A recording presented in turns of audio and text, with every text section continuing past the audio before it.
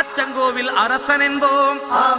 ஆரியங்காவு ஐயன் என்போம், குலத்து புளை பாலன் என்போம், எரிமேலி ஸ்ரீதர்ம சாஸ்தாவென்போம், சொரிமுத்து ஐயனார் அப்பன் என்போம், ஜோதிச ரூபன் என்போம், மகர்ஷி மர்தன் என்போம், மணிகண்ட சுவாமி என்போம், சுகுண விலாசன் என்போம், சுந்தர ரூபன் என்போம், ஜாதி மத பேதமில்லா கடவுளாம், சத்திய வடிவான தெய்வமாம், ஆபத்தில் காப்பவனாம், அன்னதான பிரபுவாம், உலகத்தின் முப்பற்ற தெய்வமாம்,